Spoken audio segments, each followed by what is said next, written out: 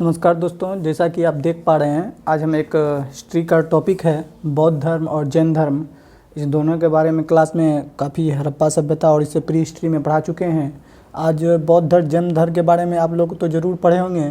काफ़ी इसमें क्या होता है कि कन्फ्यूजन हो जाता है, मतलब कि किसके पिता का नाम क्या था, कौन कहाँ मरा था, कब किसकी घटनाओं को क्या कहते हैं। तो इसके लिए हम बौद्ध धर्म और जैन धर्म के बीच कुछ बेसिक अंतर, ऐसे अभी जब इसका वीडियो कम से कम 5 से 6 आएगा जो बौद्ध धर्म और जैन धर्म के बीच सिर्फ अंतर को बतलाएगा कि कौन किसको था, कौन आत्मा में विश्वास करता था, कौन परमात्मा में विश्वास करता था, हीनयान बौद्धयान ये सब क्या है, इसके बीच में अंतर आएगा कि कौन पूर्ण जन्म में विश्वास करता था, कौन पूर्ण जन्म में विश्वास नहीं करता था। ये सब अभी जो हम देख रहे हैं जैन धर्म और बौद्ध धर्म में ये बेसिक अंतर को देख रहे हैं। आइए समझते हैं। सबसे पहले तो यहाँ पर जैसा कि हम डायग्राम के द्वारा समझाना चाह रहे हैं कि यहाँ पर जैन धर्म लिखा हुआ है, यहाँ बौद्ध धर्म, और यहाँ पर लिखा गया कि क्या क्या चीज़ हमको बताना है। तो सबसे पहले यहाँ पर देखिएगा, संस्थापक की बात करें तो जैन धर्म के जो संस्थापक थे वो कौन थे? महावीर स्वामी जी। जैन धर्म के जो संस्थापक हुए हैं वो महावीर स्वामी जी। जब भी ये टॉपिक आप पढ़िए तो दोनों को अंतर समझ के पढ़िए और दोनों को इक्वेट करके याद रखिए। तो बौद्ध धर्म के संस्थापक की बात करता तो गौतम बुद्ध, परंतु जैन धर्म की बात संस्थापक की बात बोले तो महावीर स्वामी। तो यहाँ पर जैसे कि हम देख रहे हैं जैन धर्म का संस्थापक कौन है? खुद महावीर स्वामी। और बौद्ध धर्म के संस्थापक कौन है? गौतम बुद्ध। और उसी प्रकार हम यहाँ पर आए जन्म, कि जन्म इसका कैसे कैसे हुआ था। तो ये सब अब जानते हैं कि ईसा मसीह का तारीख आगे पीछे जानता है, ये नॉर्मल बात है, बच्चा बच्चा जानता है। तो देखिएगा जैन धर्म में यानी कि महावीर स्वामी का जो जन्म हुआ था वो 540 ईसा पूर्व, कहीं कहीं ये जो तारीख है 599 या 545 कुछ भी दे देता है। तो मेरा मानना है ये जो ईसा मसीह की तारीख है ये अपने आप में भी फुलफिल्ड नहीं है। हर इतिहासकार का हर मानना, तो इस तारीख पे आपको नहीं जाना, परंतु सबसे प्रसिद्ध एनसीईआरटी की जो डेट है वो ये है, आपको यही लेके चलना है। ठीक, तो जैन धर्म यानी महावीर स्वामी का जो जन्म हुआ था वो कब हुआ था? 540 ईसा पूर्व, परंतु गौतम बुद्ध का जो जन्म हुआ था वो 563 ईसा पूर्व में।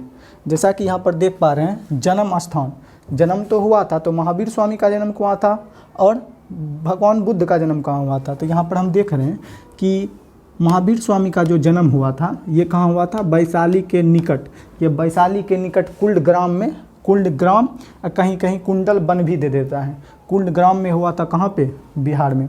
और बात करें गौतम बुद्ध की तो गौतम बुद्ध का जन्म हुआ था कपिलवस्तु के लुम्बिनी नामक स्थान नेपाल में। जी हाँ, कपिलवस्तु के लुम्बिनी नामक स्थान नेपाल में। अब आ जाइए इनके बचपन का नाम। तो महावीर स्वामी के बचपन का नाम था, जिसे हम लोग को घर में अलग अलग नाम से बुलाया जाता है, तो इसका बचपन का नाम था या ज्ञान प्राप्ति से पहले का जो नाम था वर्धमान। तो इनका बचपन का नाम था किनका? महावीर स्वामी के बचपन का नाम वर्धमान, गौतम बुद्ध के बचपन का नाम सिद्धार्थ। ये देखिएगा यहाँ पर, यहाँ गौतम बुद्ध के बचपन का नाम सिद्धार्थ है और महावीर स्वामी के पिता का नाम क्या है? सिद्धार्थ। तो यही चीज़ एग्जाम में कंफ्यूज डालता है। चलिए इनके पिता के बारे में जानते हैं। तो महावीर स्वामी के पिता का नाम क्या था? सिद्धार्थ। ये किस जात्रिक क्षेत्रीय थे? और भगवान बुद्ध के पिता का नाम क्या था? शुद्धोधन। भगवान बुद्ध के पिता नाम या गौतम बुद्ध के पिता का नाम क्या था? शुद्धोधन। ये शाक्य के क्या थे? गण थे। ये भी आपको याद रखना है गौतम बुद्ध किस शाक्य थे, किस गण के थे, तो पूछता है शाक्य गण के थे। अगला, इनकी माता का नाम क्या था महावीर स्वामी के? तो महावीर स्वामी का माता का नाम था त्रिशिला, जो लिच्छवी के नरेश चेटक की क्या थी? बहन थी। और उसके बाद बात करें गौतम बुद्ध के या भगवान बुद्ध के या गौतम बुद्ध के बचपन के माँ का नाम क्या था? तो माँ का नाम था महामाया देवी। ये महामाया देवी जब हम पढ़ाएंगे आपको डिटेल में ये क्लास, तो जैसे ही गौतम बुद्ध का जन्म होता है तो कहा जाता है इसके 7 दिन बाद गौतम बुद्ध की अपनी माँ जो होती है, जो इसके शारीरिक रूप से जन्म दी होती है, वो डेथ कर जाती है। और गौतम बुद्ध छोटा रहता है तो इसके पिताजी शादी कर लेते हैं, वो अपनी मौसी से शादी कर लेते हैं। ज़रूरी भी है, मौसी है तो मौसी माँ समान होती है, तो शादी करना भी ज़रूरी है। ठंडा भी बहुत है तो शादी कर लिया। ये शादी जो कर लिया, इस किससे शादी किया है? इसके मौसी का नाम था प्रजापति गौतमी। तो ये इसकी अपनी माँ नहीं है, ये सतीली माँ है। तो यहाँ समझिएगा, पूछेगा गौतम बुद्ध की माँ कौन है? महादेवी या महामाया। अब पूछेगा कि लालन पालन कर्ता का माँ का नाम, जो लालन पालन पोषण की, तो अपनी माँ तो 7 दिन बाद मर ही गई।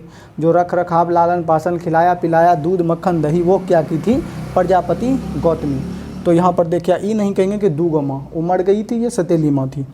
तो फिर से चलते हैं। इनकी माता का नाम त्रिशला, गौतम बुद्ध के माता का नाम महामाया देवी या प्रजापति गौतमी। ये इसकी लालन पालन करता थी। असली माँ कौन थी? महामाया। अगला आ जाते हैं पत्नी। ये क्या किया था? शादी हुआ था। तो महावीर स्वामी के पत्नी का नाम था यशोधा, परंतु इनके गौतम बुद्ध के पत्नी का नाम था यशोधरा। दोनों में नाम में अंतर समझ गया। यहाँ यशोदा और इसके गौतम बुद्ध में क्या? यशोधरा। यानी गौतम बुद्ध के पत्नी का नाम क्या था? यशोधरा। अब चला ये संतान की बेटा बेटी क्या था। तो संतान में बात करें महावीर स्वामी का, तो महावीर स्वामी को एक पुत्री थी जिसका नाम था प्रियदर्शनी। हाँ, वही प्रियदर्शनी जो ट्रैफिक ड्राइवर को 3-3 कोस बोल रही थी हमको घींच घींच के मारा है, वही ये प्रियदर्शनी थी उनकी बेटी, तभी ऐसा कर्मनामा की है। और बात करें गौतम बुद्ध, तो गौतम बुद्ध को एक पुत्र हुआ था, उसका नाम था राहुल या राहुलवा, अपन पढ़ मिलिया में बेटा। उसके बाद गृह त्याग की घटना, मतलब घर छोड़ जो देता है, उस घटना को बौद्ध धर्म में कहा गया है महा अभिनिष्क्रमण। वो चलाएंगे कि किसे कहा गया है महापरिनिष्क्रमण, किसे धर्मचक्र परिवर्तन, कहाँ महापरिनिर्वाण, क्या क्या बौद्ध ग्रंथों में कहा गया है, ये सब हम अगले पार्ट में देखेंगे। चलिए, जब भी हिस्ट्री पढ़िए तो उसे इतना कैलकुलेटिव मत बना दीजिए कि पढ़ने में भद्दा लगे। चलिए, अब गृह त्याग की घटना। तो गृह त्याग की घटना जो हुआ था महावीर स्वामी वो 30 वर्ष की आयु में किए थे, जबकि गौतम बुद्ध 29 वर्ष की आयु में अपने घर को त्याग दिए थे। अब तपस्या कितने वर्ष तक किया? तो ये जो कठिन तपस्या किया था 12 वर्ष तक। कौन? महावीर स्वामी की बात कर रहे हैं। और ये 6 वर्ष बाद क्या किया? तपस्या किया। तो इस सब को आप जोड़ दीजिए। मतलब तक ज्ञान की प्राप्ति कब हुई? तो 35 वर्ष की आयु में। तो ये यहाँ तक है। तो आगे हम चलते हैं कि गौतम बुद्ध को ज्ञान की प्राप्ति कहाँ हुई। निरंजना नदी के तट पे, बौद्ध वृक्ष के नीचे या पीपल वृक्ष के नीचे, क्या क्या नाम से जाना जाता है। तो ये हम मिटा देते हैं, क्योंकि इसके नीचे लिखेंगे तो आपको प्रॉपरली दिख नहीं पाएगा, प्रॉपर रूप से दिख नहीं पाएगा तो दिक्कत होगा। तो इसीलिए हम मिटा देते हैं। और इसके और जो छोटा सा और बेसिक अंतर कुछ है, इसके बारे में हम चर्चा करते हैं। तो इसको हम लिख के आपको फिर दिखाते हैं। चलिए, जैसा कि देख रहे हैं कि इसके पीछे हम और भी अंतर बता चुके हैं, और ये कुछ और अंतर ये बेसिक अंतर है। और भी इसके बाद नेक्स्ट वीडियो में और भी इससे आगे का जो भी होगा वो अंतर लाएंगे। तो चलिए आगे समझते हैं। तो अब क्या है कि उनको जो है, इनको 12 वर्ष में तक कठोर तपस्या के बाद और इनको 6 वर्ष कठोर तपस्या के बाद पीछे बताए हुए हैं ज्ञान की प्राप्ति हो गई थी। अच्छा, ज्ञान प्राप्ति का स्थान कहाँ था? इनको जो ज्ञान प्राप्ति हुई थी वो कहाँ पर हो गई थी ज्ञान प्राप्ति?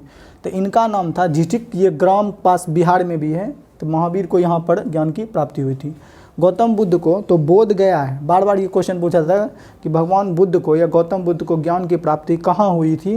तो बोध गया। बोध का कहाँ? बिहार में, अपने बिहार में। तो आप देख सकते हैं, यहाँ से समझ सकते हैं कि बिहार जो है शिक्षा, नॉलेज, हर चीज़ का केंद्र माना जा सकता है। पूरे भारत में सबसे ज़्यादा अगर नॉलेजफुल पर्सन या कुछ क्रिएटिव पर्सन खास करके एजुकेशन के क्षेत्र में मिलता है तो आपको बिहार में देखने को मिलेगा। इसलिए कहा जाता है एक बिहारी सब पे भारी। तो एक बार बिहार के लिए ज़रूर कमेंट करें। जो भी बिहारी हो तो गर्व से कहिए कि हम बिहारी हैं। तो देखिए, महावीर स्वामी को भी बिहार में ज्ञान की प्राप्ति हुई। गौतम बुद्ध को भी कहाँ प्राप्ति हुई? बोध गया में, यहाँ पर बिहार में। चलिए, अब क्या है कि नदी, इसको किस नदी के तट पे हुई थी? तो इसको जो हुआ था महावीर स्वामी को जो ज्ञान की प्राप्ति हुई थी वो ऋजुपालिका नदी के तट पर। और गौतम बुद्ध को जो ज्ञान की प्राप्ति हुई थी वो निरंजना नदी के तट पे। अच्छा, निरंजना नदी को बुक में कहीं कहीं दिया जाता है फल्गु नदी। इसका पुराना नाम है या एक नाम क्या है? फल्गु नदी। तो महावीर स्वामी को ऋजुपालिका नदी के तट पे और गौतम बुद्ध को निरंजना नदी के तट पे ज्ञान की प्राप्ति हुई थी। उसके बाद वृक्ष, किस वृक्ष के नीचे? तो इनमें वृक्ष में आ जाएगा महावीर स्वामी को साल वृक्ष के नीचे, और गौतम बुद्ध को जो ज्ञान की प्राप्ति होगा वो पीपल वृक्ष, या इसी को बोला गया है, बिहार का राष्ट्रीय चिन्ह क्या है? बौद्ध वृक्ष। तो इसी को बोला गया है बौद्ध वृक्ष, या इसी को बोलते हैं बट वृक्ष। तो भगवान बुद्ध को जो ज्ञान प्राप्ति हुई थी वो पीपल वृक्ष या बौद्ध वृक्ष या बट वृक्ष के नीचे, और महावीर स्वामी को साल वृक्ष के नीचे। अगला है प्रथम उपदेश। प्रथम उपदेश जो महावीर स्वामी जी ने दिया था वो किस स्थान पर दिए थे? तो प्रथम उपदेश गाँव दिए थे राजगृह। अभी इसको आम भाषा में क्या बोलते हैं? राजगीर। कहाँ? बिहार में। अगला, गौतम बुद्ध ये जो है अपना प्रथम उपदेश कहाँ दिया था? सारनाथ, वाराणसी। कहाँ? उत्तर प्रदेश। ये भी आपको याद रहना चाहिए। अगला, भाषा कौन सी थी? तो दोनों का उस समय का जनसाधारण भाषा थी। जनसाधारण भाषा कहते हैं कि जो वहाँ का मतलब कल्चर है उसी के लैंग्वेज में उसको अपने बात को रखना, उसी को बोलते हैं जनसाधारण की भाषा। जैसे कि मोदी जी हैं, जहाँ भी जाते हैं उस लैंग्वेज में अपने जो भी वक्तव्य हैं, जो भी विचार हैं या जो भी आइडियाज़ हैं वो रखते हैं, इसको बोलते हैं जनसाधारण की भाषा। अब राहुल जी आते हैं तो कुछ इंग्लिश मिला देते हैं, कुछ हिंदी मिला देते हैं, कुछ बिहारी मिला देते हैं। कभी बोलते हैं कि हम आपके लिए इतना विकास करेंगे कि इधर से आप आलू डालिए उधर से सोना निकलेगा। तो ये भी विकास है, ऐसे आएंगे तो करेंगे। चलिए देखिए, तो ये थे कहाँ पर था प्रथम उपदेश, राजगीर में, और इसका कहाँ था, सारनाथ उत्तर प्रदेश। भाषा का लैंग्वेज की प्रकृति क्या थी, इसकी प्राकृतिक थी। इसे कहीं कहीं मगधी भी देगा आपको ऑप्शन में, कहीं कहीं अर्ध मगधी भी देगा। अगर सिर्फ मगधी दिया गया और अर्ध मगधी भी दिया गया तो दोनों में से मानेंगे क्या, अर्ध मगधी। अगर प्राकृतिक नहीं है, मगधी लिखा है तो क्या मानेंगे, मगधी, इसी का ये नाम है। तो महावीर स्वामी किस भाषा में थे, प्राकृतिक या अर्ध मगधी। और गौतम बुद्ध किस भाषा में अपना प्रथम उपदेश दिए थे, पाली।